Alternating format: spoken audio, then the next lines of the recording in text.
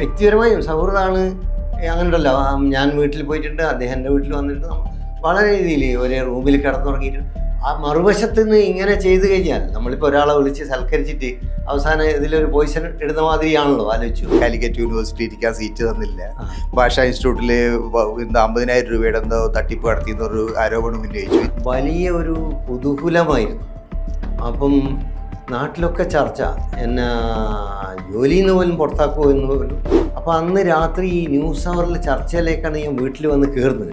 കാരണം ഇവരവിടെ കൊണ്ടുവന്ന് സെറ്റ് ചെയ്തിരിക്കുക സംഭവങ്ങളൊക്കെ തന്നെ.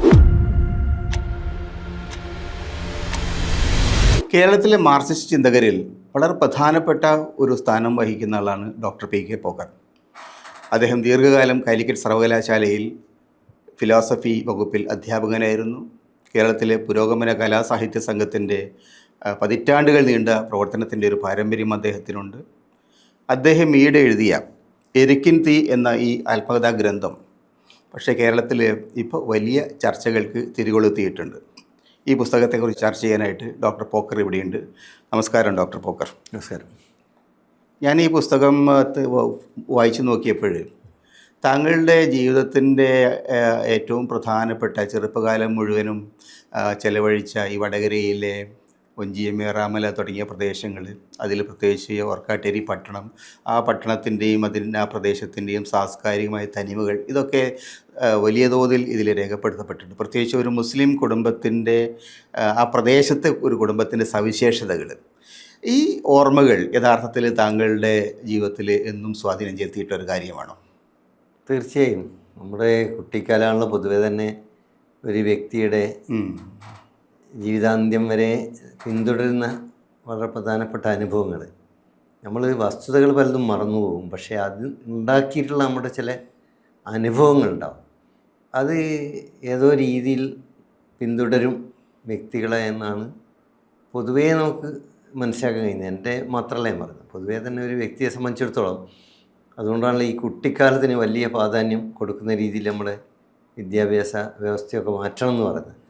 അപ്പോൾ എന്നെ സംബന്ധിച്ചിടത്തോളം അന്നുള്ള നല്ലതും ചീത്തയായിട്ടുള്ള അനുഭവങ്ങൾ തീർച്ചയായും ഏതോ രീതിയിൽ ഞാൻ ജീവിതത്തിലുടനീളം ഓർക്കാറുണ്ട്. സ്വാഭാവികമായിട്ടും ഞാൻ അതിൻ്റെ ആദ്യ ഭാഗത്ത് തന്നെ പറയുന്ന പോലെ വളരെ കഷ്ടപ്പെട്ട് ജീവിച്ച പലർക്കും ഉള്ളതുപോലത്തെ ഒരു കഷ്ടപ്പാടൊന്നും എനിക്ക്. അതെ, കൃഷി ഉണ്ടായിരുന്നു വീട്ടിൽ ധാരാളം, പട്ടിണി കിടക്കേണ്ട കാര്യം ഉണ്ടായിരുന്നില്ല. അതെ, അത്തരത്തിലുള്ള അനുഭവങ്ങളൊന്നുമില്ല. നിങ്ങൾക്ക് ഭൂമി ഉണ്ടായിരുന്നു ധാരാളം?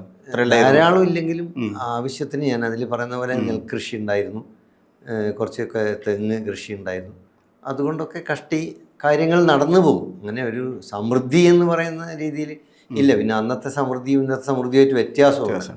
അപ്പം എങ്കിലും നാട്ടിലങ്ങനെ താരതമ്യേന കുഴപ്പമില്ലാത്തൊരു സാഹചര്യത്തിൽ നിന്നാണ് വരുന്നത്. അപ്പോൾ അതേ സമയത്ത് വ്യക്തിപരമായി നമ്മൾ ആ ജീവിച്ച പരിസരത്തോടുള്ള വലിയൊരു ആത്മബന്ധം, വീടുമായിട്ട് മാത്രമല്ല ആ പ്രദേശത്തോട് തന്നെ ഇഴുകിച്ചേർന്നിട്ട് തന്നെയാണ് ജീവിക്കുന്നത്. പ്രത്യേകിച്ച് ഇന്നത്തെ പോലെ അല്ലല്ലോ. അന്ന് നമ്മൾ നടന്നാണ് യാത്ര ചെയ്യുന്നത്. കോളേജിലേക്ക്, വടപ്പള്ളി കോളേജിലേക്ക് ഏതാണ്ട് 4 കിലോമീറ്റർ ഉണ്ട്. അന്ന് ഓർക്കാട്ടിൽ നിന്ന് പോകുന്ന എല്ലാവരും, ഞാൻ മാത്രം ചെയ്തൊരു ത്യാഗമൊന്നുമല്ല, നടന്നാണ് പോകുന്നത്. അപ്പം കോളേജ് വരെ നടക്കും, തിരിച്ചു വരും. അതുപോലെ നാട്ടിലുള്ള എല്ലാ കാര്യങ്ങളിലും, കൃഷിയിലാണെങ്കിലും കുട്ടികൾക്കൊക്കെ ഉള്ള പങ്കാളിത്തം അന്ന് വളരെ കൂടുതലാണല്ലോ. അപ്പോൾ ആ രീതിയിലൊക്കെ നാട് എന്നെ എപ്പോഴും ഇങ്ങനെ ഹോണ്ട് ചെയ്ത്. ആ നാട്ടിൽ യഥാർത്ഥത്തിൽ നിങ്ങളുടെ കുട്ടിക്കാലത്തേക്ക് തിരിഞ്ഞു നോക്കുമ്പോൾ മുസ്ലിം പരിസരത്തുള്ള ഒരാളെന്ന നിലയിൽ ഇന്നത്തെ സമൂഹമായിട്ടുള്ളൊരു വൈജാത്യം എന്താണ്? യഥാർത്ഥത്തിൽ നമ്മൾ ഒരു പഴയ golden days of the past എന്നൊക്കെ പറയുന്നൊരു കോൺസെപ്റ്റ് ഉണ്ടാവാറുണ്ട്, പഴയ കാലത്തെ സൗരഭ്യങ്ങൾ. പക്ഷെ അത് യഥാർത്ഥത്തിൽ അത്രത്തോളം അങ്ങനെ ഒരു സൗരഭ്യമുള്ള ഒരു കാലമായിരുന്നു പഴയത്. അതിന് 2 വശമുണ്ട്. നമ്മൾ ഒരു വശത്ത് നിന്ന് നോക്കിയാൽ വളരെ സൗരഭ്യമുള്ള തന്നെയാണ്, പ്രത്യേകിച്ച് കുറച്ച് സാമ്പത്തിക ശേഷിയും ജീവിക്കാൻ പ്രയാസമൊന്നുമില്ലാത്ത ആളുകളെ സംബന്ധിച്ചിടത്തോളം. മറുവശത്ത് നമ്മൾ നോക്കിക്കഴിഞ്ഞാൽ പിന്നെ ഇപ്പോൾ രോഗം വന്നു, ഇന്നത്തെ പോലുള്ള ചികിത്സാ സമ്പ്രദായമൊന്നുമില്ല, ആളുകൾക്കുള്ള ആ രീതിയിലുള്ള കഷ്ടപ്പാടുകളൊക്കെ വളരെ കൂടുതലാണ്.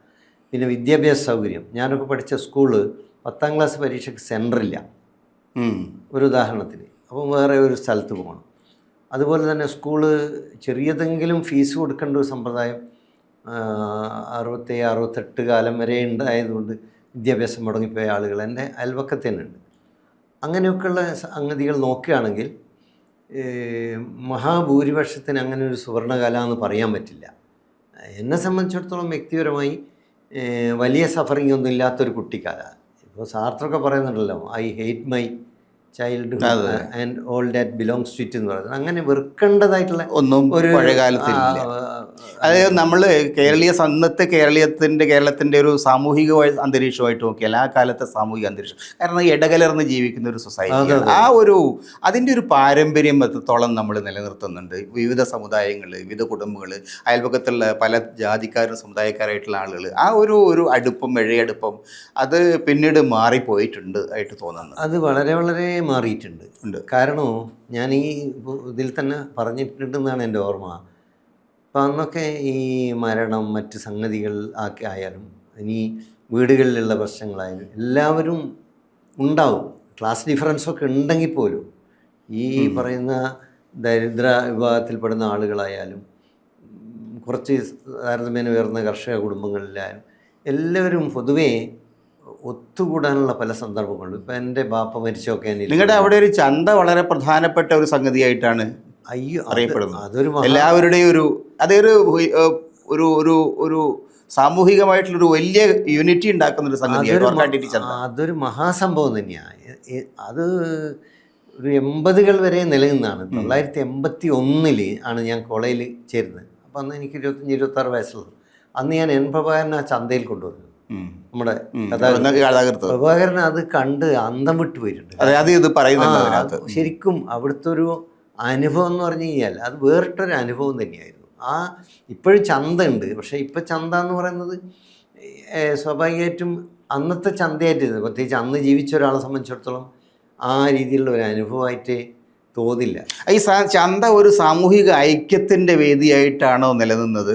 വിവിധ സമുദായങ്ങളെ, ഗ്രൂപ്പുകൾ? ഉറപ്പായിട്ടും അന്ന് അത് ചന്തയിൽ കൂടി ഊട്ടിയുറപ്പിക്കപ്പെട്ട ഒരു സൗഹാർദ്ദം, പ്രത്യേകിച്ച് മത ജാതി വിഭാഗങ്ങൾക്കുള്ള ഇടയിലുള്ള സൗഹാർദ്ദം, ഒരു വശത്ത് വ്യാപാരവും അതുമായി ബന്ധപ്പെട്ട കാളച്ചന്ത, അതിൻ്റെ കൈമാറ്റ പ്രക്രിയ, ഇതൊക്കെ ഉണ്ടെങ്കിൽ പോലും അവിടെ ഈ വിഭാഗീയത ഉണ്ടായിരുന്നില്ല. ഏത് സമുദായക്കാർ അതിനകത്ത് ഇൻവോൾവ് ആയിരുന്നു? ഇപ്പോൾ നമ്മൾ നടന്നു പോകുന്ന വഴിയൊക്കെ ഇപ്പം മതിൽ കൊണ്ട് വേർതിരിക്കപ്പെട്ടിരിക്കുന്നത്. ആ നാട്ടിൽ തന്നെ എല്ലാ നാടുകളിലും അങ്ങനെ സംഭവിച്ചു കഴിഞ്ഞു.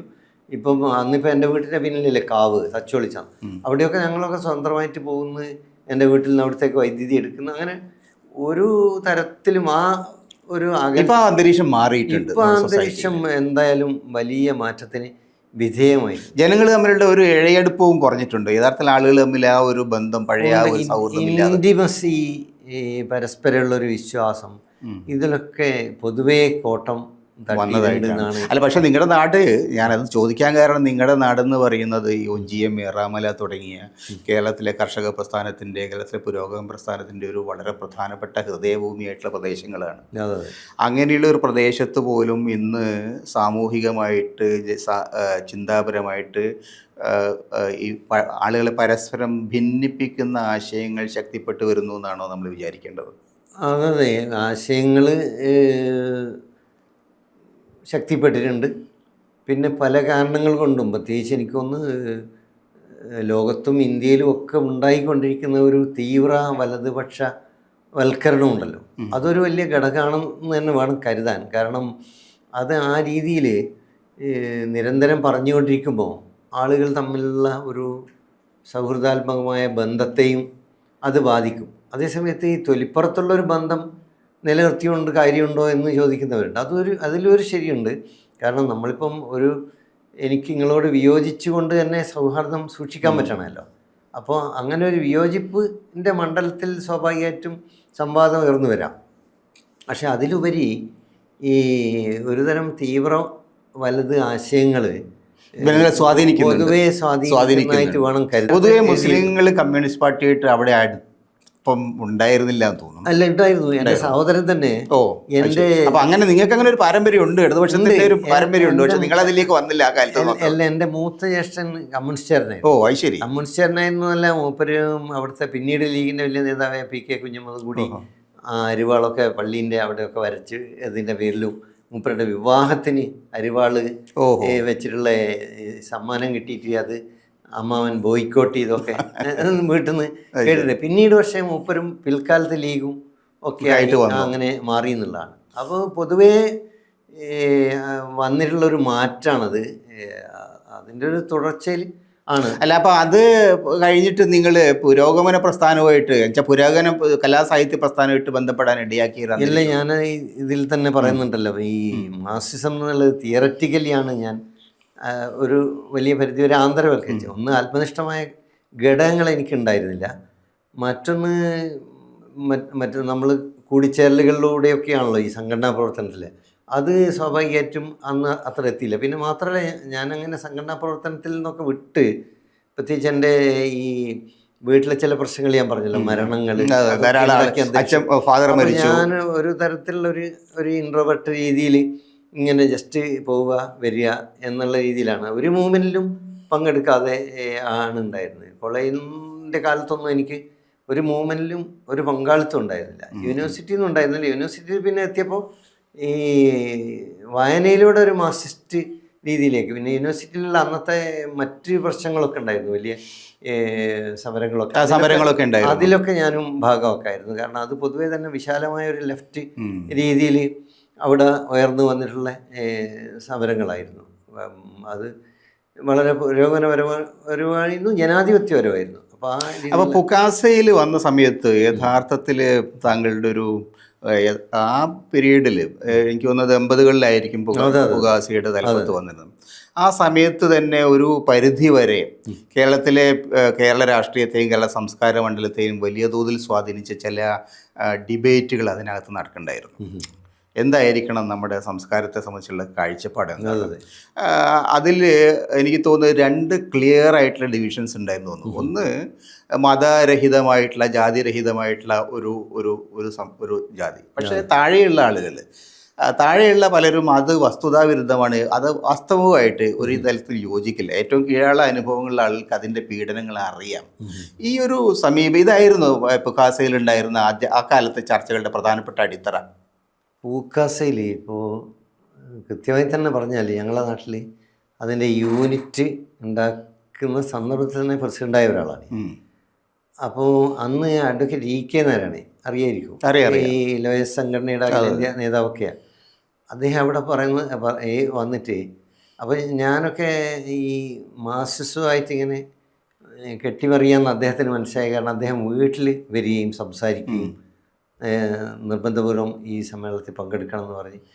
അപ്പോൾ അവിടെ ഒക്കെ അവതരിപ്പിക്കുന്നതെന്ന് പറഞ്ഞാൽ ഇത് പുരോഗമന കലാ സാഹിത്യ സംഘം എന്നുള്ളത് സത്യത്തിൽ അന്നും ഇന്നും അങ്ങനെ തന്നെയാണ്. മെമ്പർഷിപ്പൊന്നും ഇല്ലാത്തൊരു സംഘടനയാണ്, വളരെ ഫ്ലെക്സിബിളാണ്, പിന്നെ വളരെ സംവാദാത്മകമാണ് എന്നൊക്കെയുള്ള രീതിയിലാണ്. അവിടെ തന്നെ എൻ്റെ ഒരു സുഹൃത്ത് ഇപ്പം ജീവിച്ചിരിക്കുന്ന ആളാണ്, സുരേന്ദ്രൻ എന്ന് പറയും. അപ്പോൾ അയാൾ അവിടെ ചോദിച്ചിരുന്നു, അപ്പം കമ്മ്യൂണിസ്റ്റ് മാനിഫെസ്റ്റോ തിരുത്തണം എന്നല്ലെങ്കിൽ മാറ്റണം എന്നൊക്കെ പറയാൻ പറ്റുമോ എന്നൊക്കെ ചോദിച്ചാൽ ആ രീതിയിൽ ഒക്കെ വളരെ ഫ്ലെക്സിബിളായി ഡിസ്കഷനൊക്കെ നടന്ന് ഇപ്പോഴും ഞാൻ ഓർക്കുന്നുണ്ട്. മാത്രമല്ല, ഞാൻ ആ സമയത്ത് അവിടെ ഫിലിം സൊസൈറ്റിയുടെ പ്രസിഡൻ്റാണ്. അന്ന് അവിടെ ബോധി ഫിലിം സൊസൈറ്റി ഞങ്ങൾ കുറച്ച് പേര് വളരെ യുവാക്കളായിട്ടുള്ള ആളുകൾ നടത്തിക്കൊണ്ടിരിക്കുന്ന ഒരു സമയത്താണ്. അപ്പം യഥാർത്ഥത്തിൽ പൂക്കാസക്കകത്ത് മതം എന്നുള്ളത് ഒരു വിഷയമായിരുന്നു എന്ന് ചോദിച്ചാൽ ഒരു വിഷയമാണ്. പക്ഷേ അത് മാത്രമായിരുന്നില്ല, ബ്രോഡായിട്ട് ഒരു ലെഫ്റ്റ് സാംസ്കാരിക അന്തരീക്ഷം എന്നുള്ളത് തന്നെയായിരുന്നു എൻ്റെ. അല്ല, ആ പീരീഡ് 80കൾ എന്ന് പറയുന്നത് 80കൾ ഇന്ത്യയിൽ രഥയാത്രയുടെ കാലഘട്ടമാണ്, ഇന്ത്യയിൽ സാമൂഹികമായിട്ടുള്ള വിഭജനങ്ങളുടെ കാലഘട്ടമാണ്. ഈ ഒരു വളരെ വളരെ പ്രധാനപ്പെട്ട ഒരു ഇഷ്യൂ പുക്കാസയിൽ ഏത് തരത്തിലുള്ള ഡിബേറ്റാണ് ഇളക്കി വിട്ടത്? അല്ല, അത് ശരിയാ. അല്ല, ഇതിപ്പോൾ നാട്ടിൽ തന്നെ ഉള്ള കാര്യം പറഞ്ഞു കഴിഞ്ഞാൽ പൊതുവായിട്ട് ഓൾ കേരള അല്ലെങ്കിൽ ഓൾ ഇന്ത്യ അടിസ്ഥാനത്തിലുള്ള ഡയമെൻഷനില്ലാതെ ഞങ്ങളുടെ നാട്ടിൽ തന്നെ പുരോഗമന സാഹിത്യ സംഘത്തിൻ്റെ ഈ എനിക്കൊപ്പം ഭാരവാഹിയാക്കിയിട്ടുള്ള ഒരാൾ അടുത്ത ദിവസം ഒരാഴ്ചക്കുള്ളിൽ അവിടെ ഈ ശ്രീകൃഷ്ണാഷ്ടമിയുടെ പ്രകടനത്തിന് മുന്നിൽ നിന്നു. അപ്പോൾ അന്ന് തന്നെ രാത്രി പുരോഗമന കലാ സാഹിത്യ സംഘത്തിൻ്റെ ഭാരവാഹികളായിട്ടുള്ള അഡ്വക്കേറ്റ് ഇ കെ നാരായണനും അതുപോലെ ഇ കെ കരുണാകരൻ മാഷൊക്കെ അദ്ദേഹത്തിൻ്റെ വീട്ടിൽ പോയി സംസാരിച്ചു.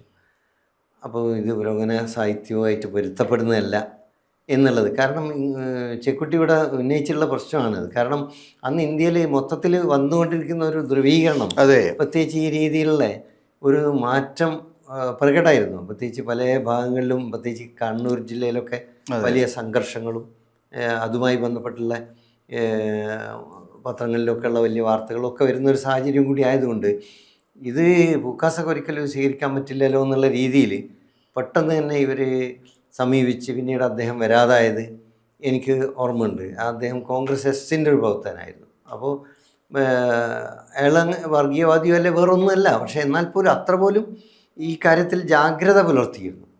ആ ജാഗ്രതയുടെ തുടർച്ചയിലാണ് പിന്നീട് 90കളാകുമ്പോഴേക്ക് പൂക്കാസ ഫാസിസ്റ്റ് വിരുദ്ധ ക്യാമ്പുകൾ നടത്തുക, നിരന്തരം ഈ വിഷയവുമായി ബന്ധപ്പെട്ടുള്ള പ്രത്യയശാസ്ത്ര പ്രശ്നങ്ങൾ ചർച്ച ചെയ്യുക, അങ്ങനെയൊക്കെയുള്ള ഒരു. പക്ഷേ പിന്നീട് ഏതോ ഒരു തലത്തിൽ അതിനകത്ത് പിന്നെ താങ്കളടക്കമുള്ള അടക്കമുള്ള ആളുകളെ സ്പെസിഫിക് ആയിട്ട് ടാർഗറ്റ് ചെയ്യുന്ന ഒരുപാട് സംഗതികളുള്ളതായിട്ട് നമുക്ക് ഉണ്ടായതായിട്ട് നമുക്ക് അത് CPM-നകത്തുള്ള വിഭാഗീയതയായിട്ട് ബന്ധപ്പെട്ട പ്രശ്നമാണോ, പുക്കാസയ്ക്കകത്തുള്ള കൃത്യമായിട്ടുള്ള രണ്ട് ഐഡിയോളജിക്കൽ ധാരകൾ തമ്മിലുള്ള പ്രശ്നമാണോ എന്ന് എനിക്ക് മനസ്സിലായില്ല. പക്ഷേ താങ്കളുടെ ഇതിന്ന് പുസ്തകത്തിന് വായിച്ചാൽ മനസ്സിലാക്കുന്നത് MM നാരായണൻ പോലെയുള്ള ആളുകൾ, അതുപോലെ തന്നെ സുനിൽ പി ഇടയമുള്ള ആളുകൾ, അവർ ഏതാണ്ടൊരു പഴയ ടിപ്പു സുൽത്താൻ്റെ പടയോട്ടം മാതിരി പുകാസയ്ക്കകത്ത് ഒരു ഇസ്ലാമിക പടയോട്ടം നടത്തുന്ന മാതിരിയുള്ള ഒരു ക്യാമ്പയിൻ ഉയർന്നു വന്നു എന്ന മട്ടിലുള്ള ഒരു ഇതുണ്ട്. അത് എത്രത്തോളം അത് ആ നിലയിലുള്ള ഒരു കമ്മ്യൂണലായിട്ടുള്ള ഒരു ആംഗിൾ അതിനകത്തുണ്ട്?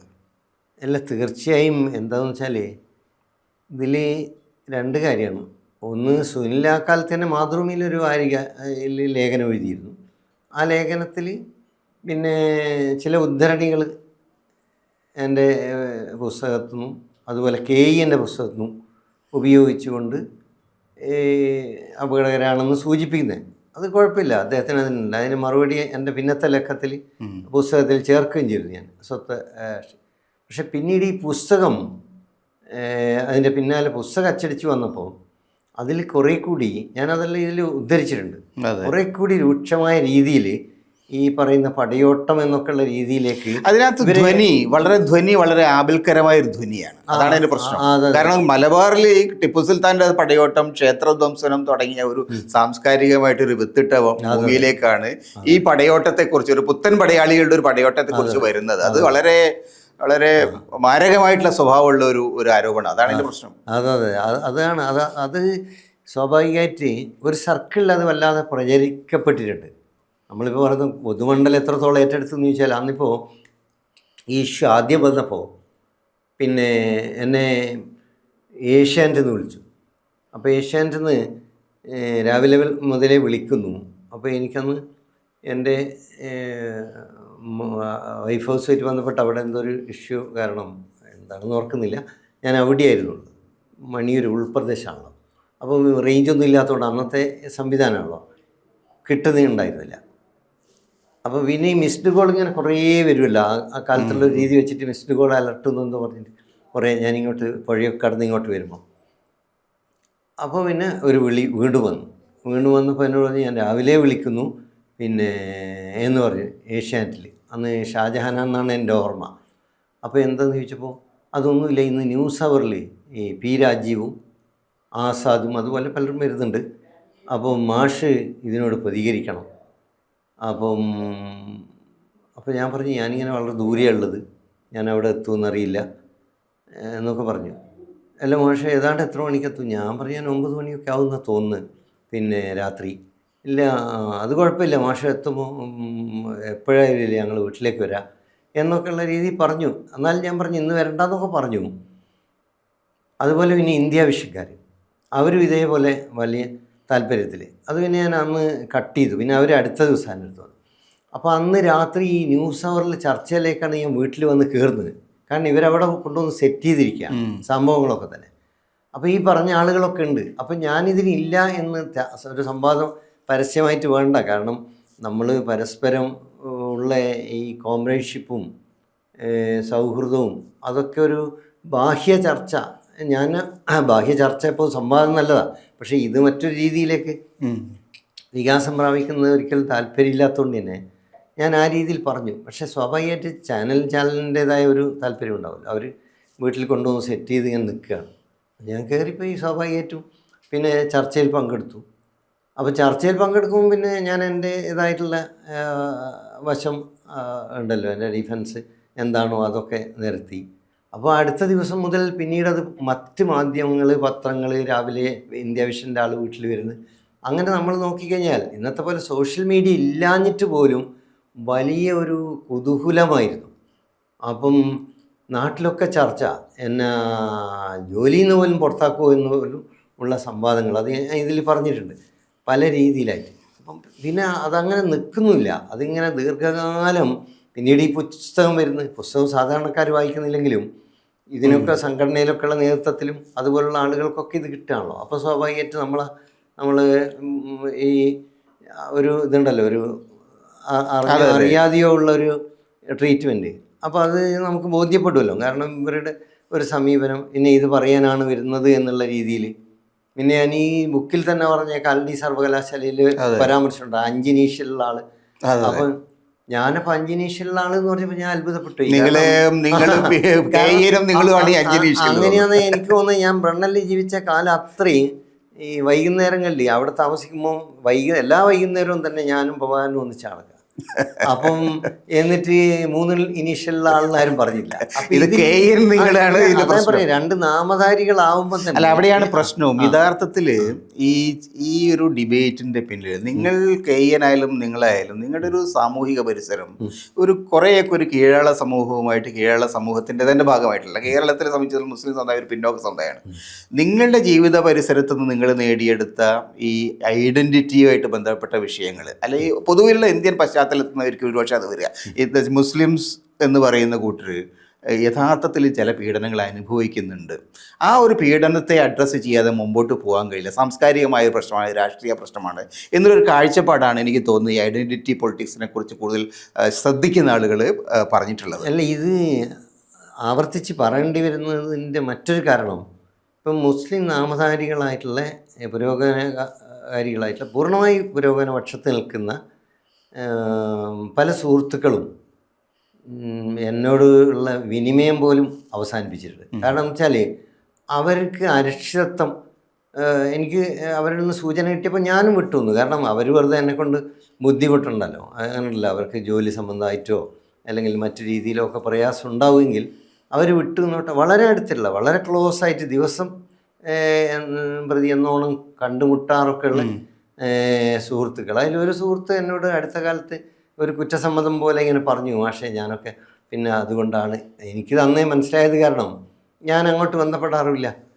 അല്ല, ഇത് ആ രീതിയിലേക്ക് ഇത് വളർന്നത്. ഈ അറ്റാക്ക് വരുന്നത് ഒരു സാമൂഹികമായിട്ടുള്ള ഒരു സോഷ്യൽ ബാക്ക്ഗ്രൗണ്ട് നോക്കിയാൽ MM നാരായണനെ പോലുള്ള ആളുകൾ, സുനിലിനെ പോലുള്ള ആളുകൾ, P രാജീവിനെ പോലുള്ള ആളുകൾ, ഇങ്ങനെയുള്ള പേരുകളാണ് ഇതിനകത്ത് വരുന്നത്. അവരൊരു കേരളത്തിലെ ഒരു പ്രത്യേകമായിട്ടുള്ള ഒരു വരേണ്യമായ സാമൂഹിക പശ്ചാത്തലത്തിൽ വരുന്ന ആളുകളാണ്. അവർക്ക് ഈ പറയുന്ന സമുദായങ്ങളുടെ, ഈ പറയുന്ന ജീവിതാനുഭവമുള്ള ആളുകളുടെ ജീവിതം അറിയില്ലാത്തത് കൊണ്ടാണോ, അല്ലെ അവർ പരിഗണിക്കാത്തത്? എന്തായാലും പ്രശ്നം യഥാർത്ഥത്തിൽ? അതിൻ്റെ യഥാർത്ഥ കാരണം എന്താണെന്നുള്ളത് എനിക്കിപ്പോൾ പൂർണ്ണമായ അർത്ഥത്തിൽ ഒരു വസ്തുത, നമ്മുടെ ഒരു അനുഭവം മുന്നോട്ട് വെക്കുക എന്നുള്ളതല്ലേ ചെയ്യാൻ പറ്റുള്ളൂ. അതേസമയത്ത് ഒരു കാര്യമുണ്ട്, ഞാൻ പിന്നെ ഈ സുനിലിനെ സംബന്ധിച്ചിടത്തോളം അയാളുടെ കൃതികളൊക്കെ ഒന്ന് കടന്നുപോയി. അപ്പോൾ അയാൾ വാസ്തവത്തിൽ കൃഷ്ണഭക്തനും പല രീതിയിൽ നമ്മുടെ മുഖ്യധാര വ്യവഹാരങ്ങളിൽ ഉള്ള നിലനിൽക്കുന്ന ആത്മീയതയുമായി അതിഭൗതിക ചിന്തയുമായും ഒക്കെ കെട്ടുപിണഞ്ഞ് കിടക്കുന്ന കൃതികളുടെയും ആ കൃതികളിലൂടെ നിരന്തരം പ്രക്ഷേപിക്കപ്പെടുന്ന, പ്രത്യേകിച്ച് ഇന്നത്തെ ഇന്ത്യൻ സാഹിത്യത്തിൽ ആ ആശയങ്ങളുടെയൊക്കെ ആരാധകനുമാണ് എന്നുള്ളത് എന്നെ അത്ഭുതപ്പെടുത്തി. അപ്പോൾ നമ്മളിപ്പം അൾട്രാ സെക്കുലറായിട്ടുള്ള, അൾട്രാ റേഷണലിസ്റ്റ് ആയിട്ടുള്ള ചില ആളുകൾക്ക് നമ്മളൊക്കെ ഇന്നത്തെ പോലെ ഒരു ബഹുസംസ്കാര ദേശീയതയോട് ഐക്യപ്പെടുന്നത് ചിലപ്പോൾ ഇഷ്ടപ്പെടാതെ വരാം. കാരണം അവരൊരു അൾട്രാ മൈൻഡ് സെറ്റും ഉണ്ടാവാം.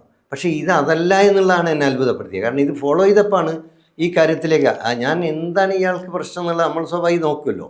അപ്പോൾ ഒരാളിങ്ങനെ ഈ രീതിയിൽ ഇത്രയും കഠിനമായി ഇത് പിടിക്ക് അവനെ എന്നുള്ള രീതിയിലാണ് പറയുന്നത്. ഈ ബസ് ഉണ്ടായിരുന്നെങ്കിൽ പണ്ട് തന്നെ ഇവരെയൊക്കെ പിടിച്ച് പുറത്ത് കളയേണ്ടതായിരുന്നു എന്ന് തന്നെ പറയുന്നുണ്ട്. ഇതിൽ പുറത്തോ അകത്തോ എന്നുള്ളല്ലോ, ഒരു മനുഷ്യനെ ചാപ്പ കുത്തി ഒരു വ്യക്തിയെ, അത് നമ്മളാണെങ്കിൽ വളരെ സജീവമായി ഇതിൻ്റെ ഭാഗമായി പ്രവർത്തിച്ചുകൊണ്ടിരിക്കുന്ന ഘട്ടത്തിലാണ്. അപ്പോൾ സ്വാഭാവികമായിട്ട് ആലോചിച്ച് നോക്കണം, നമ്മളിപ്പം മാറി നിൽക്കുന്ന ഒരാളോ വിട്ടു നിൽക്കുന്ന ഒരാളോ അല്ലെങ്കിൽ ഈ ഒരുപാട് പ്രശ്നങ്ങൾ, സംഘടനാപരമായ പ്രശ്നം ഉണ്ടാകുമ്പോൾ ചിലപ്പോൾ ഏത് സംഘടനയായാലും ആ സംഘടനക്ക് അതിൻ്റേതായ ഇത് സമീപനമാണ്. ഇദ്ദേഹം സംഘടനേൻ്റെ ആളുമല്ല, പക്ഷെ സംഘടനക്ക് മുഴുവൻ ഉപദേശം കൊടുക്കുകയാണോ, അവിടെയാണ് പ്രശ്നം. അല്ല, അവിടെയുള്ള പ്രശ്നം എന്ന് വെച്ചാൽ ഇത് ഈ സാംസ്കാരിക ദേശീയത എന്ന് പറയുന്ന വളരെ വളരെ പ്രധാനപ്പെട്ട ഒരു പശ്ചാത്തലത്തിൽ നിന്നാണ് അത് വരുന്നത്. ഇന്ത്യയിൽ യഥാർത്ഥത്തിൽ ഈ സംഘപരിവാര രാഷ്ട്രീയം ശക്തിപ്പെട്ടു വരുന്നത് അതിന് മുമ്പ് നമ്മുടെ ദൂരദർശനിലൊക്കെ ഈ രാമായണം പോലെയുള്ള കൃതികൾ പ്രക്ഷേപണം ചെയ്യുകയും ഒരു സാംസ്കാരികമായിട്ട് ഒരു വലിയ ഉണർവോ അല്ലെങ്കിൽ ഒരു പ്രത്യേക തരത്തിലുള്ള ചിന്തയോ രാജ്യത്തുണ്ടാക്കിയതാണ്. KR നാരായണനെ പോലെ അത് അന്നേ ചൂണ്ടിക്കാട്ടിയിട്ടുണ്ട്. ഇപ്പോൾ ഈ തരത്തിലുള്ള ആശയങ്ങൾ ഇടതുപക്ഷ വേദികളിൽ നിൽക്കുന്നവരായിട്ടുള്ള ആളുകൾ പ്രക്ഷേപിപ്പിക്കുമ്പോൾ അല്ലെ പ്രസരിപ്പിക്കുമ്പോൾ അൾട്ടിമേറ്റ്ലി നമ്മുടെ സമൂഹത്തിന് ഒരു പുതിയ ഒരു വലതുപക്ഷ ഹിന്ദുത്വധാര വളർന്നു വരാനുള്ള സ്പേസ് ഉണ്ടാക്കി കൊടുക്കുന്ന ഒരു അന്തരീക്ഷം ഉണ്ടാക്കും. അത് ഉണ്ടാക്കി കഴിഞ്ഞു എന്നുള്ളതാണ് യാഥാർത്ഥ്യം. കാരണം പ്രത്യേകിച്ച് ഈ ഉക്കാസ എന്നുള്ള പുരോഗമന സാഹിത്യ പ്രസ്ഥാനം എന്നുള്ളത് കേരളത്തിലുടനീളം ഇപ്പം മറ്റ് സാംസ്കാരിക വേദികൾക്കൊന്നും അത്ര വലിയൊരു സാന്നിധ്യം കേരളത്തിലില്ലല്ലോ. അത് കാസർഗോഡ് മുതൽ തിരുവനന്തപുരം വരെ സാന്നിധ്യം ഉണ്ടായിത്തീർന്നൊരു സംഘടനയാണ്. ഇപ്പം ഞാനൊക്കെ തുടങ്ങുന്ന കാലത്ത് തന്നെ ബുക്കാസാൻ്റെ യൂണിറ്റ് ഞാൻ പറഞ്ഞല്ലോ, വറാമല പഞ്ചായത്തിൽ ആദ്യത്തെ യൂണിറ്റ് എൻ്റെ തന്നെ പ്രസിഡൻ്റാണ് ഞാൻ, സെക്രട്ടറി ആയിട്ട് അന്ന് EK കരുണാകരൻ മാഷാണ്. അപ്പോൾ ആ സമയം മുതൽ ആണ് പൂക്കാസ കേരളത്തിൽ വികാസം ഭാവിച്ചു വരുന്നത്. അത് ഒരു 2010 വരെ നിലനിർത്തിയിട്ടുള്ള അതിൻ്റെ മുഖ്യധാര ആശയ സംവാദ മണ്ഡലം പൂർണ്ണമായോ ഭാഗികമായോ നഷ്ടപ്പെടുന്ന ഒരവസ്ഥയിലേക്ക് ഇത് എത്തിച്ചിട്ടുണ്ട്. ഈ സാംസ്കാരിക ദേശീയതയുടെ ആശയങ്ങൾ ഇതിനകത്തേക്ക് വന്നിട്ടുണ്ട്. സാംസ്കാരിക ദേശീയത ഇതിനെ വലിയ രീതിയിൽ പിടിമുറുക്കി കഴിഞ്ഞിട്ടുണ്ട്. കാരണം ഇതിപ്പം നടത്തുന്നത് ഈ പുരോഗമന സാഹിത്യപരമായിട്ടുള്ള ചർച്ചയോ സംവാദമോ ചിത്രപ്രദർശനമോ ഇതൊക്കെയാണ് ഞങ്ങൾ അവിടെയൊക്കെ നടത്തിയിരുന്നത്. ചിത്രപ്രദർശനങ്ങൾ നടത്തുക, അതുപോലെ തന്നെ കവിയരങ്ങുകൾ ആ രീതിയിൽ സംഘടിപ്പിക്കുക. എല്ലാറ്റിനും മെയിനായിട്ട് പുരോഗമനപരമായിട്ടുള്ള ഒരു കാഴ്ചപ്പാടുണ്ടായിരുന്നു. ചിലപ്പോൾ റിഡക്ഷനിസമൊക്കെ ഉണ്ടാവാം, എന്നാൽ പോലും ആ രീതിയിൽ ഒരു ഇതുണ്ടായിരുന്നു. പക്ഷെ അതിൽ നിന്ന് വിഭിന്നമായിട്ട് ഇതിൻ്റെ ചർച്ച പല സ്ഥലങ്ങളിലും ഒരാഴ്ചയൊക്കെ നീണ്ടു നിൽക്കുന്ന പ്രഭാഷണങ്ങളൊക്കെ ഈ പറയുന്ന രീതിയിലുള്ള ആത്മീയമായിട്ടോ അല്ലെങ്കിൽ ഇന്ത്യപ്പം എന്താ പറയുക ഹിന്ദുത്വ ദേശീയതയുമായി ബന്ധപ്പെട്ടോ സമീകരിക്കപ്പെട്ടിട്ടുള്ള കാര്യങ്ങളിൽ തന്നെയാണ് നടക്കുന്നത്. അല്ല, അത് സാംസ്കാരിക രംഗത്തുനിന്ന് രാഷ്ട്രീയ മണ്ഡലത്തിലേക്ക് പോലും വ്യാപിച്ചതായിട്ട് സംശയിക്കാവുന്ന ഒരു അന്തരീക്ഷത്തിലാണ് നമ്മൾ നിൽക്കുന്നത്. രാഷ്ട്രീയ മണ്ഡലത്തിൽ നമുക്ക് ഇപ്പോൾ വളരെ കൃത്യമായിട്ട് കേരളത്തിലുള്ള സംസാരം പലപ്പോഴും ഒരു ഹിന്ദുത്വ രാഷ്ട്രീയത്തിൻ്റെ സ്വഭാവത്തിലാണ്. അയ്യപ്പ സംഗമത്തിൽ പോലും നമ്മൾ കാണുന്നത് അല്ല, കേരളീയ സംസ്കാരത്തെക്കുറിച്ചുള്ള ചർച്ചകളിലൊക്കെ കാണുന്ന ഒരു ഹിന്ദുത്വ ധാര തന്നെയാണ് കേരളത്തിൻ്റെ മുഖ്യധാര എന്ന് ഇടതുപക്ഷ പ്രസ്ഥാനങ്ങൾ പോലും അംഗീകരിച്ച ഒരു അന്തരീക്ഷമാണ് ഇന്ന് കേരളത്തിലുള്ളതെന്ന് ഞാൻ പറഞ്ഞാൽ നിങ്ങളത് അംഗീകരിക്കുമോ? അല്ല, അതിപ്പോൾ അതെന്താണെന്ന് വെച്ചാൽ നമ്മൾ നോർമലി ഇപ്പം സാംസ്കാരിക രംഗത്ത് നിന്നാണല്ലോ എപ്പോഴും ഇത്തരം കാര്യങ്ങളിൽ പൊളിറ്റിക്സിന് പോലും കരക്ഷൻ വരുന്നത്, അല്ലെങ്കിൽ പല രീതിയിലുള്ള ആശയം. ഇപ്പം ഗസയെക്കുറിച്ച് അല്ലെ വെനിസ്വലയെക്കുറിച്ച് അങ്ങനെ ലോകത്തുള്ള എല്ലാ തരത്തിലുള്ള ഈ ആഫ്രിക്കയിലുള്ള അധിനിവേശത്തെക്കുറിച്ച് ഒക്കെ കേരളത്തിൽ പ്രകടനങ്ങൾ നടത്തും, ജാഥ നടക്കും. മറ്റ് സംസ്ഥാനങ്ങളിലൊന്നും കാണാത്തതാണല്ലോ. അപ്പോൾ ഇടതുപക്ഷം എന്ന് പറഞ്ഞാൽ വളരെ വിശാലമായ ആ അർത്ഥത്തിൽ ഈ കൊളോണിയൽ ഇമ്പീരിയൽ ആധിപത്യങ്ങളെ ചെറുക്കുന്ന ഒരു പൊതുമണ്ഡലം രൂപപ്പെട്ട് കഴിഞ്ഞ ഒരു ഇടമായിരുന്നു. പക്ഷേ ഇപ്പോൾ അടുത്ത കാലത്ത് ഗസയെക്കുറിച്ചൊക്കെ പറയുന്നത് എന്തോ കമ്മ്യൂണലാണ് എന്ന രീതിയിലേക്ക് സംവാദം വരാൻ പോലും ഒരു ഇടം തയ്യാറാക്കി കൊടുത്തതിൽ എനിക്ക് തോന്നുന്നത് ഈ പറയുന്ന ഈ ചാപ്പകുത്തലുകൾക്ക് അടിസ്ഥാനത്തിൽ വികാസം ഭാവിച്ചു വന്നതാണ്. കാരണം എന്ന് വെച്ചാൽ മുസ്ലിം നാമധാരി എന്നുള്ളത് പോലും സംശയത്തോടു കൂടി നോക്കുന്നത് സംഘപരിവാറിനെ സംബന്ധിച്ചിടത്തോളം ഓക്കെ, അത് നമ്മൾ എവിടെയായാലും അത് പ്രതീക്ഷിക്കുന്നതാണ്, ഉള്ളതാണ്, നമുക്കത് തിരിച്ചറിയാം. പക്ഷേ ഒരു പുരോഗമന പരിപ്രേക്ഷ്യമായി നാട്ടിൽ പ്രവർത്തിക്കുന്ന ആളുകൾ അവർ ഈ രീതിയിലേക്ക് ഉള്ള സന്ദേശം സമൂഹത്തിന് കൊടുക്കുമ്പോൾ അത് സ്വാഭാവികമായിട്ട് സാംസ്കാരിക പ്രവർത്തനത്തിൻ്റെ ഭാഗമാകുമ്പോൾ അത് ജനങ്ങളിൽ നിന്നുള്ളൊരു ആവശ്യം പോലെ തെറ്റിദ്ധരിക്കപ്പെടും. അങ്ങനെ തെറ്റിദ്ധരിക്കപ്പെടുമ്പോൾ നേതൃത്വത്തിൻ്റെ സമീപനങ്ങളും സ്വാഭാവികമായി മാറും. അപ്പോൾ ഇത് ബോധപൂർവം ചെയ്തതാണോ ഇനി അല്ല മറ്റെന്തെങ്കിലും രീതിയിലുള്ള ഈ ഇന്നറായിട്ടുള്ള ആന്തരികമായിട്ടുള്ള ഈ ഇത്തരം വ്യക്തികളുടെ സവർണ പ്രത്യയശാസ്ത്രത്തിൻ്റെ അവർ തന്നെ ഈ ഡോമിനൻ്റ് ഐഡിയോളജീസ്, ഹെജിമോണിക് ഐഡിയോളജി എന്ന് പറയുന്നത് യഥാർത്ഥത്തിൽ ഇന്ത്യയിലായാലും കേരളത്തിലായാലും ഈ സവർണ പ്രത്യയശാസ്ത്രം തന്നെയാണ്. അതിനെ ബ്രേക്ക് ചെയ്യാനും അതിനൊരു കൗണ്ടർ ഫോഴ്സ് എന്ന നിലയിലാണ് ഇടതുപക്ഷം വരേണ്ടിയിരുന്നത്. അങ്ങനെ വരുന്നതിൽ നമ്മൾ പരാജയപ്പെട്ടു എന്നാണോ നമ്മൾ കൽപ്പിക്കേണ്ടത്? അത് വലിയൊരു പരിധിവരെ ഈ കൗണ്ടർ ഹെജിമോണിക്കായിട്ടാണ് വരേണ്ടത്. അപ്പോൾ ഈ കൗണ്ടർ ഹെജിമോണിക്കായി വരുന്നതിന് ഈ പുസ്തകത്തിൽ കളിയാക്കുകയാണ്. ഏത് ഗാംജിയൊക്കെ തലങ്ങും വിലങ്ങും ഉദ്ധരിച്ച് പാണ്ഡിത്യ പ്രഹർഷം നടത്തുക എന്നൊക്കെ പറഞ്ഞിട്ടുള്ള, നമ്മൾ വളരെ സൗഹൃദമുള്ള ഒരാളെ എഡിറ്റ് ചെയ്ത ഒരു പുസ്തകം, വ്യക്തിപരമായും സൗഹൃദമാണ്. അങ്ങനെയുണ്ടല്ലോ, ഞാൻ വീട്ടിൽ പോയിട്ടുണ്ട്, അദ്ദേഹം എൻ്റെ വീട്ടിൽ വന്നിട്ട് വളരെ രീതിയിൽ ഒരേ റൂമിൽ കിടന്നുറങ്ങിയിട്ട് ആ മറുവശത്ത് നിന്ന് ഇങ്ങനെ ചെയ്തു കഴിഞ്ഞാൽ നമ്മളിപ്പോൾ ഒരാളെ വിളിച്ച് സൽക്കരിച്ചിട്ട് അവസാനം ഇതിലൊരു പോയിസൺ ഇടുന്ന മാതിരിയാണല്ലോ, ആലോചിച്ച് നോക്കുക.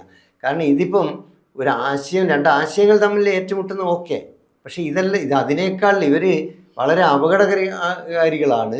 EMS ഒന്നും ഇല്ലാതെ പോയത് കൊണ്ട് മാത്രമാണ് ഇവർ ഇതിനകത്ത് നിൽക്കുന്നത് എന്നുള്ളതാണ്. അല്ല, ഞാൻ ചോദിക്കട്ടെ, താങ്കളുടെ ഈ ജീവിതാനുഭവങ്ങളിൽ പലതും ഞാൻ വിശദമായി ചർച്ച ചെയ്യാൻ സമയമില്ല. എങ്കിൽ കാലിക്കറ്റ് യൂണിവേഴ്സിറ്റി ഇരിക്കാൻ സീറ്റ് തന്നില്ല, ഭാഷാ ഇൻസ്റ്റിറ്റ്യൂട്ടിൽ 50,000 രൂപയുടെ എന്തോ തട്ടിപ്പ് നടത്തിയെന്നൊരു ആരോപണം ഉന്നയിച്ചു. ഇത്തരത്തിലുള്ള വളരെ വ്യക്തിഗതമായിട്ട് വേദന ഉണ്ടാക്കുന്ന നിരവധി സംഭവങ്ങൾ ഉണ്ടായിരുന്നു. അത്തരം അനുഭവങ്ങൾക്ക് ഈ വിശാലമായ ഈ ചർച്ചകളുമായിട്ട് ഏതെങ്കിലും തരത്തിൽ അതിൻ്റെ അകത്ത് ഒരു കണക്ഷൻ ഉണ്ടോ? നിങ്ങൾ ഈ പറയുന്ന വിശദീകരിക്കുന്ന അനുഭവങ്ങൾക്ക് അതങ്ങനെ നേരിട്ടുള്ള ബന്ധമല്ലെങ്കിലും, ഇപ്പോൾ ഉദാഹരണത്തിന് ഇയാളെ ഒന്ന് ഇരുത്തണം എന്നൊരു അജണ്ട, അങ്ങനെ ഒരു അജണ്ട ഉള്ളത് കൊണ്ട് തീർച്ചയായും എവിടെയൊക്കെയോ ചില തുരങ്ക സൗഹൃദങ്ങൾ ഇതിൽ പ്രവർത്തിച്ചിട്ടുണ്ട് എന്ന് വേണം മനസ്സിലാക്കാൻ. ഇപ്പോൾ ഉദാഹരണത്തിന് എന്നെ തിരിച്ചെടുക്കാൻ വേണ്ടി യൂണിവേഴ്സിറ്റി തീരുമാനിച്ചു. സസ്പെൻഡ് ചെയ്തതിന് ശേഷം കോടതിയിൽ നിന്ന് വാക്കാലെ പറഞ്ഞു ഇവർ തിരിച്ചെടുക്കുകയാണ് എന്ന് പറഞ്ഞ്. അപ്പോൾ ആ രീതിയിൽ തിരിച്ചെടുക്കുകയും ചെയ്തു. അപ്പോൾ തിരിച്ചെടുത്ത വാർത്ത ചർച്ച ചെയ്യുന്ന ഒരു സംഘം ആളുകളുടെ സമീപത്ത് ഇരുന്ന എൻ്റെ ഒരു നാട്ടുകാരൻ, ഒരു സുഹൃത്ത് കേൾക്കുന്നത്, അത് പരസ്പരം അറിയാത്ത ആളുകളാണ്. ഇവർ ഒക്കെ വാസ്തവത്തിൽ എന്നെ വ്യക്തിപരമായി അറിയുന്ന ആളുകളും ആണ് എന്ന് ഇവർക്ക് മനസ്സിലാവുമല്ലോ, നമ്മുടെ പുരോഗമനപക്ഷത്തുള്ള ആളുകൾ. ട്രെയിൻ യാത്രയില്ല. അപ്പോൾ ഇവർ ഇതിൽ ഇത്ര പെട്ടെന്ന് തിരിച്ചെടുത്തോ എന്നുള്ള ഒരു ഉത്കണ്ഠ ആണ്. അതാണ് സലാം സാറായിരുന്നത് എനിക്ക് തോന്നുന്നു. അപ്പോൾ എന്താണ് ഇതിൽ സംഭവിച്ചിട്ടുണ്ട്, അങ്ങനെ ആ രീതിയിലുള്ള ചർച്ച. അതന്ന് തന്നെ അവരെന്നോട്, ഈ പറഞ്ഞ മനുഷ്യൻ, ഈ വ്യക്തി എന്നോട് വിളിച്ചു പറയുകയുണ്ടായി.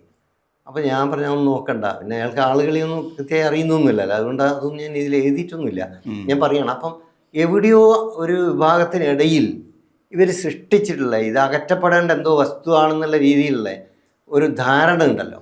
ആ ധാരണ ഒരു പരിധിവരെ പ്രവർത്തിച്ചത് കൊണ്ടായിരിക്കണമല്ലോ ഇത്തരത്തിലുള്ള ഡിസ്കഷൻ. അല്ലെങ്കിൽ ഇപ്പം നമ്മളിപ്പോൾ നമ്മുടെ മുൻവിധി മുൻവിധി ഒരു പണ്ടേ ഉള്ള എന്നെ പറ്റിയുള്ള ധാരണ നേരെ തിരിച്ചാണ്. കാരണം വലിയ സ്നേഹമായിരുന്നു എന്നോട്. എവിടെ പോയി കഴിഞ്ഞാലും ആളുകൾ പ്രകടിപ്പിക്കുന്ന വലിയ സ്നേഹം. ഒന്നാമത് ഞാൻ ആദ്യകാലത്തൊക്കെ അമിതമായി തന്നെ ഈ ഇസ്ലാമിക രീതിയിലുള്ള ഈ ജീവിതത്തെയും അതുപോലെ അതുമായി ബന്ധപ്പെടുന്ന കമ്മ്യൂണൽ പൊളിറ്റിക്സിനെയൊക്കെ കുറച്ച് രൂക്ഷമായി വിമർശിക്കുന്നതൊക്കെ കൊണ്ട് തന്നെ ഭയങ്കരമായിട്ടുള്ള ഒരു സൗഹൃദാത്മകത പ്രകടിപ്പിച്ചിട്ടുള്ള ആളുകളൊക്കെ നേരെ വിപരീത ദിശയിലേക്ക് പോവുകയാണ്. പിന്നെ പക്ഷേ എനിക്ക് ഉണ്ടായിട്ടുള്ളൊരു മാറ്റം, ഞാനതൊന്നും അങ്ങനെ വല്ലാതെ പരിഗണിച്ചൊന്നുമില്ല. മാത്രമല്ല ഞാനതിൽ വല്ലാതെ ഊന്നിയില്ല. ഞാൻ അതിൻ്റെ ഭാഗം തന്നെ എല്ലാ കാലത്തും ഇപ്പോഴും. പക്ഷേ ഞാൻ എൻ്റെ അക്കാഡമിക് വർക്കുകളിൽ കുറച്ചുകൂടി കേന്ദ്രീകരിച്ചു. കാരണം അതിനു മുമ്പ് ഞാൻ യൂണിവേഴ്സിറ്റിയിൽ അധ്യാപക സംഘടനയുടെ പ്രസിഡന്റ്. അപ്പോൾ എപ്പോഴും എന്തെങ്കിലും വർക്ക് ഉണ്ടാവും, അതറിയാലോ. ഈ പ്രത്യേകിച്ച് അധ്യാപക സംഘടനകളുടെ ഒരു വർക്കിൻ്റെ ഒരു നേച്ചർ ഇങ്ങനെ അറിയാം. അപ്പോൾ ഇതിൽ നിന്നൊക്കെ ആ എക്സ്റ്റൻറ്റിൽ വർക്ക് ചെയ്യുന്നതിന് പകരം ഞാൻ കൂടുതൽ സമയം അക്കാദമികമായിട്ട്, കാരണം നമുക്ക് വായിച്ചാൽ തീരാത്ത, ഇപ്പോഴും തീരാത്ത അത്രയും രചനകൾ ലോകത്തുണ്ടാവുന്നുണ്ട്. നമ്മൾ അറിയാത്ത പല മേഖലകളിലേക്കും ജ്ഞാനപരമായിട്ടുള്ള വികാസങ്ങൾ ഉണ്ടാകുന്നുണ്ട്.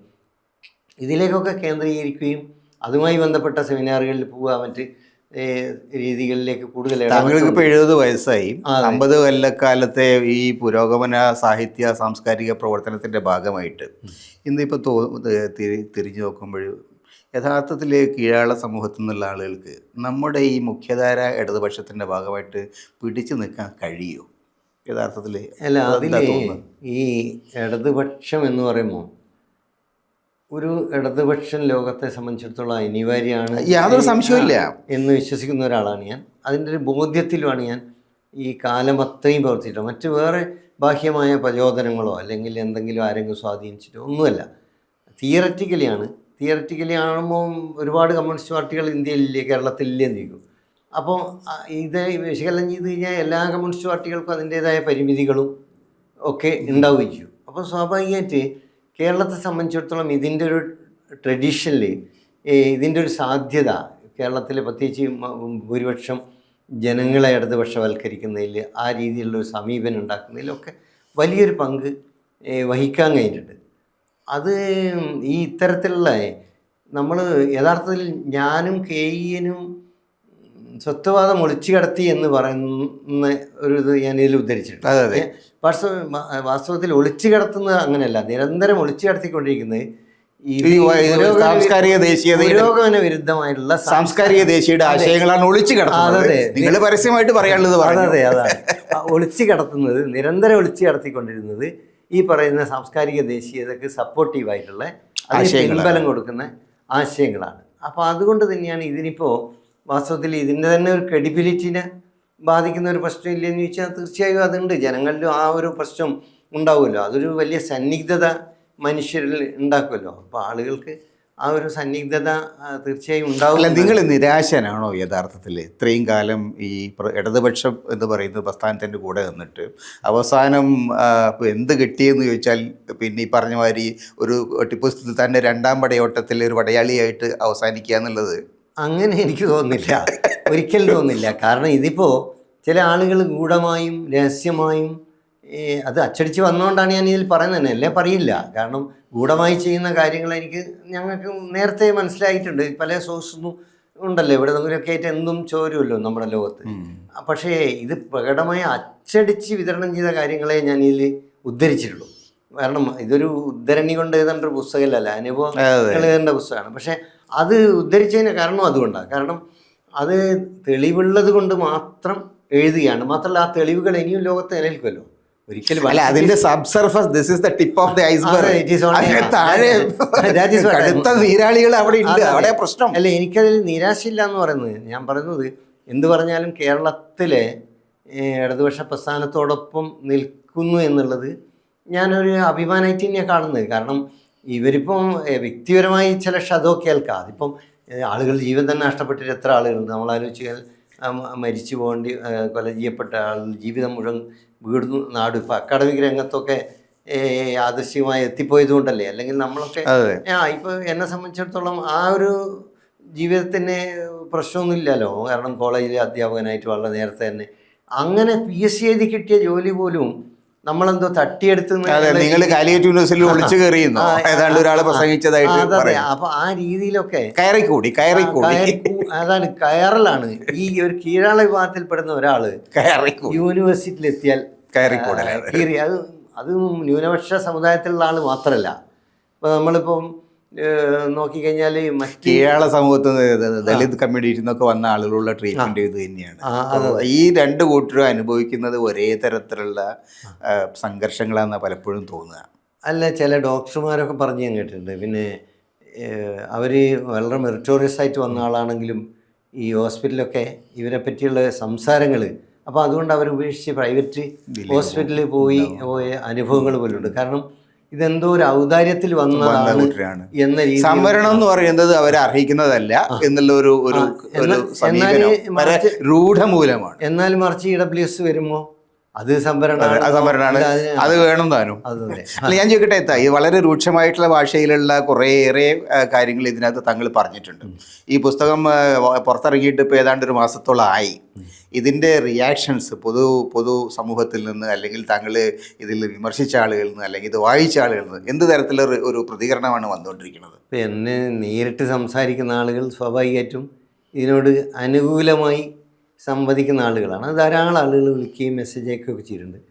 പിന്നെ ഈ സവർണ പ്രത്യയശാസ്ത്രത്തോട് വലിയ ആഭിമുഖ്യമുള്ള വളരെ അടുത്ത ചില സുഹൃത്തുക്കൾ, അവർ മൊത്തത്തിൽ പുസ്തകത്തോട് യോജിപ്പും, എന്നാൽ ചില കാര്യങ്ങളിൽ ഇത്രമാത്രം പറയണമായിരുന്നു, അതുകൊണ്ട് ഒരു ദാർശനികൻ്റെ ഒരു നിലവാരത്തിന് തകർച്ച വരില്ലേ എന്നൊക്കെ ഉള്ള ഉത്കണ്ഠ രേഖപ്പെടുത്തി. അവർ സത്യസന്ധമായി ചെയ്യുന്നതായിരിക്കും. പക്ഷേങ്കിൽ അത് രേഖപ്പെടുത്താത്ത കാലത്തോളം, ഒന്നാമത് ഞാനങ്ങനെ ഒരു ഉയരത്തിലുള്ളൊരു ദാർശനികനൊന്നുമല്ല. ഞാൻ ഭൂമിയിൽ ജീവിച്ച് ഭൂമിയിൽ ആ രീതിയിൽ ഇടപെട്ട് മാത്രം എഴുതുന്ന ആളാണ്. ഇപ്പോൾ അല്ലാത്ത ദാർശനികർ ഞാനുമായിട്ട് പലപ്പോഴും ഏറ്റുമുട്ടലും ഉണ്ടായിട്ടുണ്ട്. അപ്പോൾ ഒരു ഉദാഹരണം പറഞ്ഞാൽ, ഒരു വലിയ ദാർശനികൻ ഒരു സർവകലാശാലയിലെ സെമിനാറിൽ, കേരളത്തിൽ തന്നെ, ഈ പക്ഷികൾ, പറവകൾ, ഇതൊക്കെ ധാരാളം നമ്മുടെ കൺമുമ്പിലുണ്ടെങ്കിലും ഇതൊന്നും ചത്തുപോകുന്നത്, മരിച്ചു പോകുന്നത് നമ്മളാരും കാണാറില്ല എന്ന് പറഞ്ഞുകൊണ്ട് അയാളെ പ്രബന്ധം തുടങ്ങിയത്. എന്ന് പറഞ്ഞാൽ വളരെ മെറ്റാഫിസിക്കലായ ഒരു സംഗതി അവതരിപ്പിച്ചുകൊണ്ടാണ്. അപ്പോൾ അത് കഴിഞ്ഞ് ഞാൻ സംസാരിക്കുമ്പോൾ പറഞ്ഞു, ഞാൻ കാണാറുണ്ട്, കാരണം ഞാൻ ഇലക്ട്രിക് കമ്പിയിൽ ഞാൻ കാക്ക മുതൽ പ്രാവ് മുതൽ കാട്ടിൽ പക്ഷികൾ മുതൽ ഒട്ടനവധി സംഗതികൾ കണ്ടിട്ടുണ്ട്. ഇത് അരിസ്റ്റോട്ടലി സ്ത്രീകൾക്ക് പല്ല് കുറവായതുകൊണ്ട് കൂടുതൽ സമയം ഭക്ഷണം കഴിക്കാൻ വേണം, അതുകൊണ്ട് സ്ത്രീകൾ പൊതുവേദിയിലോ അല്ലെങ്കിൽ പൊതുമണ്ഡലത്തിലോ വരേണ്ടയില്ല എന്ന് പറഞ്ഞിരുന്നു. പക്ഷെ എത്രയോ കാലം അതാരും കണ്ടില്ല. അത് കണ്ടത് റസ്സലാണ്. റസ്സൽ ചോദിച്ചു, ഇദ്ദേഹത്തിന് 2 ഭാര്യമാരുണ്ടായിരുന്നു, ഇതൊന്ന് എണ്ണി നോക്കിക്കൂടായിരുന്നു.